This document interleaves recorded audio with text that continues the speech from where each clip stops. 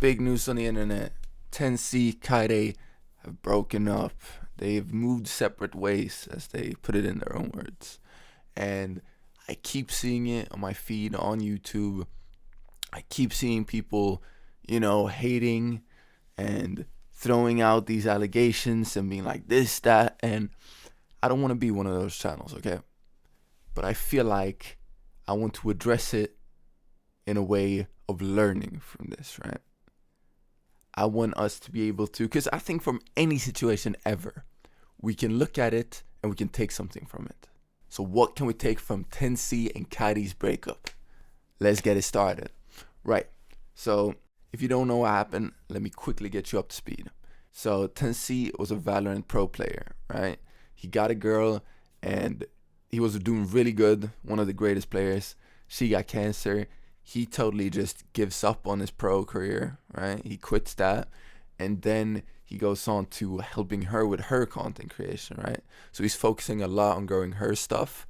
And then he even sacrifices a part of his bone marrow to help her out through the cancer, right? And now that she's better, they're going their separate ways. And she's allegedly cheated with a voice actor as well. So that's the situation, right? And everyone is flaming her.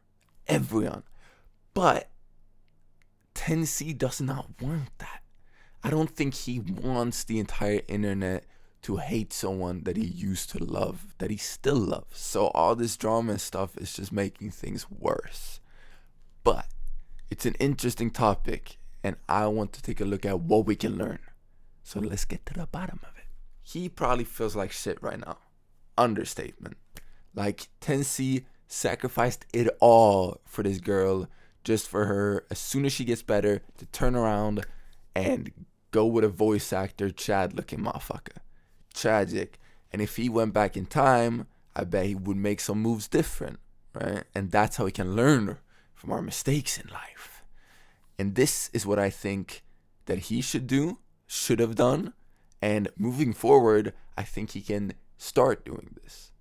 And that is putting himself before anyone. Anyone. And that's what you should be doing right now. If you're not, you got to check yourself. Because just because you're in a relationship does not mean that you should see that person above you. That is so wrong, and I see it too often, right?